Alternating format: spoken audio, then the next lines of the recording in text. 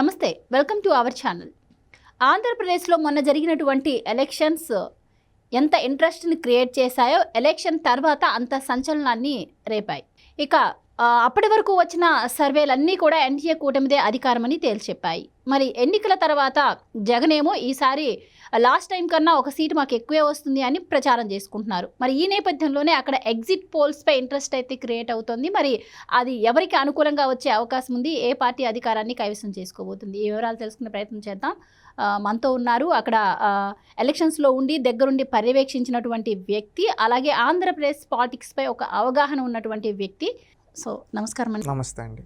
So మీరు అక్కడ ఈసారి ఆంధ్రప్రదేశ్ ఎలక్షన్లో పార్టిసిపేట్ చేసే ఉంటారు. సో అక్కడ ఎలా ఉండింది అసలు? ఓవరాల్గా చాలా చోట్ల దాడులు అయితే జరిగాయి.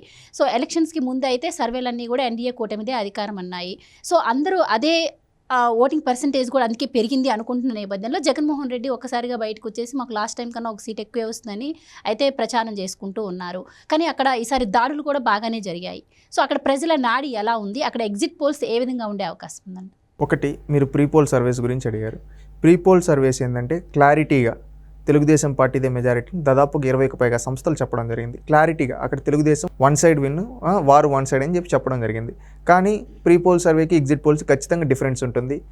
ఎలక్షన్ రోజు పోల్ మేనేజ్మెంట్ని బట్టి దీన్ని బట్టి కూడా మాట్లాడుకుంటారు. ఈ విధంగా మనం పోల్ మేనేజ్మెంట్ చూస్తే తెలుగుదేశం పార్టీ వండర్ఫుల్గా చేసిందని చెప్పుకోవాలి. ఎందుకంటే ఎవరెవరినైతే రప్పివాలో వాళ్ళందరిని రప్పించారు. ఓటింగ్ పర్సంటేజ్ వాళ్ళకి ఫేవర్గా మలుచుకున్నారు.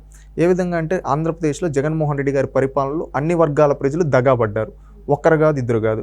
ఎందుకంటే చూసుకుంటే పుట్టిన పిల్లవాడు కానీ చనిపోయే ముసలి వరకు ప్రతి ఒక్కరు దగాబడ్డారు. ఎందుకంటే పెన్షన్ల విషయంలో జగన్మోహన్ రెడ్డి అనేక సార్లు మాట తప్పాడు. ఎందుకంటే 3,000 ఇస్తానని చెప్పి ఆ 3,000 కూడా ఇవ్వకుండా 250 అని నాటకం ఆడి, అదేవిధంగా ఇంట్లో ఇద్దరికి వస్తుంటే ఒకరు కట్ చేసేయడం, ఈ విధంగా నాటకాలు ఆడాడు. అది వృద్ధుల్లో తీవ్ర వ్యతిరేకత తీసుకొని వచ్చింది జగన్మోహన్ రెడ్డిని. అదేవిధంగా ఏంటంటే లాస్ట్ 2 నెలలు కావాలని పెన్షన్ ఇవ్వకుండా వాళ్ళ జీవితాలతో ఆడుకున్నాడు. అది చంద్రబాబు నాయుడు గారు 4,000 ఇస్తా అని చెప్పడం, అది వాళ్ళకి ఒక మెసేజ్ వెళ్ళింది. దాంతో వాళ్ళు క్లియర్ కట్గా తెలుగుదేశంకి వేయాలని ఫిక్స్ అయ్యారు, వేశారు కూడా. అదేవిధంగా మహిళలు, జగన్మోహన్ రెడ్డి తన సొంత ఇంట్లో మహిళలకి వాల్యూ ఇవ్వటం లేదు. లాస్ట్లో చూస్తే వాళ్ళ అమ్మ కూడా తనకు ఓటేయద్దని చెప్పింది. షర్మిలాకి ఏమనింది అంటే ఇది రాష్ట్రంలో వాళ్ళ ఇంట్లో వాళ్ళకి న్యాయం చేయనివాడు మనకేం న్యాయం చేస్తాడని. అదేవిధంగా మెగా డిఎస్సి వల్ల నష్టపోయిన వాళ్ళు కావచ్చు, జాబ్ క్యాలెండర్ అని చెప్పి మోసపోయిన వాళ్ళు కావచ్చు, వీళ్ళంతా ఏం చేశారు, జగన్ని ఓడించడానికి వాళ్ళు ఒక 10 మందిని చైతన్యపరిచారు. ఈ విధంగా చైతన్యపరిచి ప్రతి ఒక్కరూ రేపు పోలింగ్ బూత్ దగ్గరకు వచ్చే విధంగా పోల్ మేనేజ్మెంట్ చేయగలిగారు. అక్కడ దాంట్లో తెలుగుదేశం పార్టీని సక్సెస్ అయింది. జగన్మోహన్ రెడ్డి అరాచకాలను ప్రజల్లోకి తీసుకున్నారు. ప్రజలు కూడా ఏంటంటే ఈ అరాచకాలు ఎన్ని రోజులు భరిస్తాంరా, ఇతను నోడిద్దామని చెప్పి సిద్ధమయ్యారు. ఆ విధంగా వాళ్ళందరూ కసితో వచ్చి ఓటేశారు. ఈరోజు హైదరాబాద్ నుంచి, చెన్నై నుంచి, బెంగళూరు నుంచి, ఫారిన్ కంట్రీస్ నుంచి కూడా వచ్చి ఓటేశారంటే వాళ్ళు ఏంటి, మా జన్మభూమిని మేము కాపాడుకోవాలి, మా భవిష్యత్తు కోసం మేము పోరాడుతున్నాం అనే విధంగా వాళ్ళందరూ వచ్చి ఓటేయడం జరిగింది. వాళ్ళంతా అదేంటంటే ప్రతిపక్ష పార్టీ తెలుగుదేశం కూటమికి అడ్వాంటేజ్ అవుతుంది. ఆంధ్రప్రదేశ్లో జరిగినట్టు పోలింగ్ ఇంకే రాష్ట్రంలో జరగలేదు, సాక్షాత్ ఎలక్షన్ కమిషన్ చెప్పిందంటే అర్థం చేసుకోండి పోలింగ్ ఏ స్థాయిలో తెలుగుదేశం పార్టీకి అనుకూలంగా జరిగిందో. ఎందుకంటే వీళ్ళంతా వచ్చిన వాళ్ళంతా వన్ సైడ్గా వేశారు ఓటింగ్. సైలెంట్ ఓటింగ్ కూడా ఈవెన్ తెలుగుదేశంకే ఉంటుందని భావిస్తున్నాం. ఎందుకంటే ఊర్లో అడిగినప్పుడు మీరు ఎవరికి కొట్టేశారంటే ఇక్కడ జగన్మోహన్ రెడ్డి గారి ప్రభుత్వంలో అరాచకాలు ఎక్కువ. ఏమన్నా చెప్తే వీళ్ళు ఎక్కడ కొట్టేస్తారనే భయానికి వాళ్ళు మేము వేసాంలే మీకు ఎందుకు అన్న మోడ్లో చెప్పారు. నిజంగా అధికార పక్షానికి వేస్తుంటే మేము అధికారం పక్షానికి వేసామని చెప్పుకో ఉంటారు, ఓపెన్గా చెప్పుంటారు. వాళ్ళు భయపడుతూ ఉన్నారంటే వాళ్ళు ప్రతిపక్షానికి వేశారు. ఇప్పుడు చెప్తే వీళ్ళు ఏం చేస్తారని ఇప్పుడు చూస్తున్నాం అరాచకాలు. వీళ్ళు గతంలో అరాచకాలు చేశారు, ఇప్పుడు వాళ్ళ ప్రభుత్వం పోతుంది అనే భయంతో ఈ విధంగా అరాచకాలు చేస్తారు. ఈవెన్ పోలింగ్ రోజు కూడా మీరు చూస్తే తెనాల్లో ఒక అతను, తెనాలి ఎమ్మెల్యే ఎవరిని కొట్టాడు, ఒక సామాన్యుని కొట్టాడు. అంటే వాళ్ళ ఫ్రస్ట్రేషన్ ఏ లెవెల్లో ఉంది చూడండి. ఈవెన్ గురిజాల కావచ్చు, ఇదంతా చాలా దగ్గరలో మాచర్ల కావచ్చు, సామాన్యులపైన వైసీపీ నాయకులు ఏ విధంగా రౌడీజం చేశారో చూసాం. అంటే దీన్ని బట్టి చూస్తూ ఉంటే టోటల్గా వీళ్ళంతా ఏమంటే భయంతో ఉన్నారు. ఎందుకంటే అధికారం పోతూ ఉందని. కొంతమంది నాయకులు అయితే ఇప్పటికే అబ్స్కాండ్ అయిపోయారు. వల్లభనేని వంశీ వెళ్ళిపోయాడు విదేశాలకి. అదేవిధంగా ఎవరైతే ఇతను ఉన్నారో పిన్నెల్లి బ్రదర్స్ వెళ్ళిపోయారు, చిత్తూరు జిల్లా నుంచి కొంతమంది, వీళ్ళంతా వెళ్ళిపోతున్నారు. ఎందుకంటే వీళ్ళకి భయం వచ్చేసింది, ఓడిపోతున్నామని. ఆ భయంతో వెళ్ళిపోతున్నారు. దీన్ని బట్టి మీరు క్లారిటీ ఒకటి, ప్రీపోల్ సర్వేస్ అన్ని తెలుగుదేశంకి అనుకూలంగా వచ్చింది వాస్తవం. ఎందుకంటే రేపు ఓటింగ్ కూడా తెలుగుదేశం పార్టీకి అనుకూలంగా జరిగింది. ఈ పర్సంటేజ్ అనేది క్లియర్ కట్ మెజారిటీ రేపు తెలుగుదేశం పార్టీకి ఇవ్వబోతుంది. తెలుగుదేశం పార్టీకి అందరికీ మంచి ఓటింగ్ పర్సంటేజ్ వస్తుంది. తెలుగుదేశం పార్టీ 140 పోటీ చేసింది కదండి, 144. ఈ 144లో తెలుగుదేశం పార్టీకి 140 వచ్చినా ఆశ్చర్యపోనవసరం లేదని కొంతమంది చెప్తూ ఉన్నారు. ఇంకా జనసేన పోటీ చేసిన 21లో జనసేన 21 గెలిచినా ఆశ్చర్యపోనవసరం లేదు. అదేవిధంగా బీజేపీ కంటెస్ట్ చేసిన దాంట్లో కూడా దాదాపు 5కు పైగా స్థానాలు కూడా వచ్చే అవకాశం బీజేపీకి ఉందని చెప్తూ ఉన్నారు. ఈ విధంగా చూసుకుంటే క్లియర్ కట్గా తెలుగుదేశం పార్టీకి 150 to 160 సీట్స్ వచ్చినా ఆశ్చర్యపోనవసరం లేదంటారు. ఈవెన్ వైఎస్ఆర్సీపీ సింగిల్ డిజిట్కే కూడా పడిపోవచ్చు అని కొంతమంది మేధావులు అంటూ ఉన్నారు. ఎందుకంటే వీళ్ళు చేసిన అరాచకాలు ఇప్పుడు చూస్తూ ఉన్నాం. ఈ ఓటమి తాలూకు భయంతోనే వీళ్ళు ఈ విధంగా తెగించారంటున్నారు. ఎందుకంటే మాచర్ల అనేది వైఎస్ఆర్సీపీ పార్టీ కంచుకోటగా ఉన్నింది. అలాంటి కంచుకోట బద్దలయ్యింది. అదేవిధంగా తాడిపత్రి లాంటిది, కర్నూలు, అనంతపురం, ఇవన్నీ వైఎస్ఆర్సీపీ కంచుకోట్లన్నీ ఈరోజు బద్దలవుతూ ఉన్నాయి. తెలుగుదేశం పార్టీ క్లియర్ కట్గా మెజారిటీ వచ్చింది అని చెప్తూ ఉన్నారు.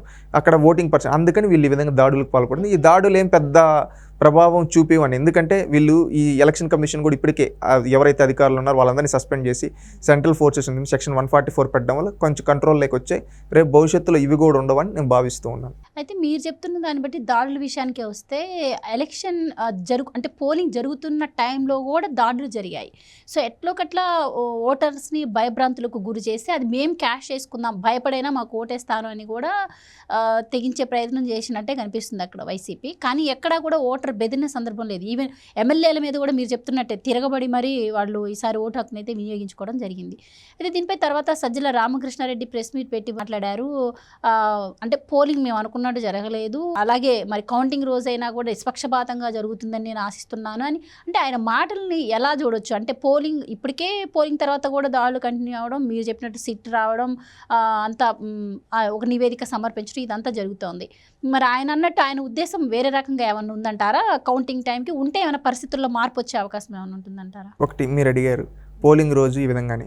పోలింగ్ రోజు వైసీపీ వాళ్ళు వాళ్ళకి అనుకూలంగా మార్చుకొని బూత్ క్యాప్చర్ చేయాలనుకున్నారు, కుదరలేదు, తరిం కొట్టారు.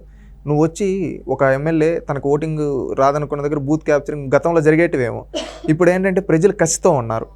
ఏంటంటే ఈ రాక్షసుని ఎలాగైనా ఓడించాలి, మనకి ఇది ఒకటే మార్గం, ప్రజాస్వామ్యం ఓటుతో ఒకటే మనం దించగలమని అందరూ కసిగా వచ్చి ఓట్లేశారు. కసిగా ఓటు వచ్చినప్పుడు ఎమ్మెల్యే అయితే ఉంది, ఎంపీ అయితే ఉంది, ఎవరినైతే తరిగి కొడతారు. ఎందుకంటే వీళ్ళు వైఎస్ఆర్సీపీ వాళ్ళకి ఏంటంటే అలవాటు, గతంలో కాంగ్రెస్ పార్టీ నుంచి కూడా రాజశేఖర్ రెడ్డి గారు ఉండేటప్పటి నుంచి కూడా బూత్ క్యాప్చర్లు చేయడం వీళ్ళకి అలవాటు, రిగ్గింగ్లు చేసుకోవడం అలవాటు. ఈవెన్ స్థానిక సంస్థల్లో కూడా చూసాం, రౌడీజం చేసి గుండాయిజం చేసి గెలిచారు.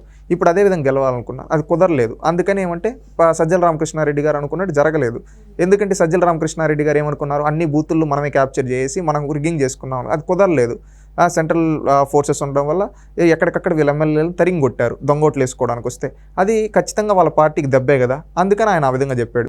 ఆయన కౌంటింగ్ గురించి చెప్తూ ఉన్నాడు కదా. గతంలో వీళ్ళ పార్టీ వాళ్ళు ఏం చేశారంటే కొన్ని రిటర్నింగ్ ఆఫీసర్లను బెదిరించి రిజల్ట్స్ అటు ఇటు తారుమారు చేయించారు. ఈవెన్ స్థానిక సంస్థల్లో కూడా వాళ్ళకి అనుకూలంగా చేయించుకున్నారు. ఇప్పుడు అదే విధంగా చేయాలంటే కుదిరేటట్లేదు. ఎందుకంటే కుదిరేటట్లేదంటే ఇప్పుడు అందరూ అధికారులందరినీ మార్చేసి స్ట్రిక్ట్గా ఉండాలి, నిష్పక్షపాతంగా జరిపాలి. నిష్పక్షపాతంగా జరిగితే వైసీపీ గెలవలేదు. అందుకని వాళ్ళు భయంతో ఏం చెప్తున్నారు తెలుసా? సజ్జల రామకృష్ణారెడ్డి గారు చూసాం, గతంలో ఎమ్మెల్సీ ఎలక్షన్ అప్పుడు మనం చూసాం, ఓడిపోతే మా ఓటర్లు వేరే ఉన్నారన్నాడు. మీ ఓటర్లు వేరే ఎక్కడ ఉంటారండి? చదువుకున్న వాళ్ళు కరెక్ట్గా మూడు స్థానాలు జరిగితే 3 స్థానాలు తెలుగుదేశం పార్టీని గెలిపించి వైసీపీని చిత్తుగా ఓడించారు, 30,000 మెజారిటీలు పైగా. అంటే అక్కడే వాళ్ళ ఓటమి చూడొచ్చు. ఇప్పుడు కూడా చిత్తుగా ప్రజలు ఓడిస్తూ ఉన్నారు. దానికి ఏమంటే ఇంకా బయటకు వచ్చి చెప్పుకోవాలి కాబట్టి ఈ విధంగా చెప్పుకోండి. మీరు ఫస్ట్లో అడిగారు జగన్మోహన్ రెడ్డి ఇంకా చెప్తున్నాడు ఇంత వస్తాయని. ఇప్పుడు రేపు 10 రౌండ్లో 11 రౌండ్లో ఉంటాయి ఒక్కొక్క నియోజకవర్గానికి. 8వ రౌండ్ వరకు తెలుగుదేశంకి లీడింగ్లో ఉన్నా కానీ, క్లియర్ కట్ మెజారిటీ ఉన్నా, 50,000 మెజారిటీ ఉన్నా, 8వ రౌండ్లో కూడా జగన్మోహన్ రెడ్డి వచ్చి నేను గెలుస్తా అంటాడు. గెలుస్తాడా? లేదు కదా. ఎందుకంటే కేఏ పాల్గూరు మనం చెప్తూ ఉన్నారు వైజాగ్ ఎంపీ నేనే అని చెప్పి. అంటే అది జరిగే పనా? కాదు కదా. ఇది కూడా అంతే. అంటే మా గతంలో చూసాం కేటీఆర్ గారు అనుకుంటా గన్ పెట్టి 3.0 లోడింగ్ అని పెట్టారు. 2 రోజులకి ఏమైంది? రేపు వైసీపీ పరిస్థితి కూడా అంతే.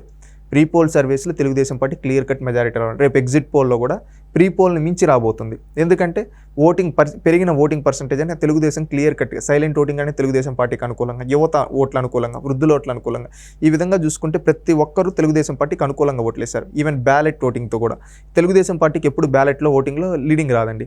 అలాంటిది బ్యాలెట్లో కూడా తెలుగుదేశం పార్టీకి ఈసారి 170 స్థానాల్లో లీడింగ్ వస్తుందని చెప్తున్నారంటే ఇంకా నార్మల్ పీపుల్లో ఏ విధమైన మార్పు ఉందో అర్థం చేసుకోండి.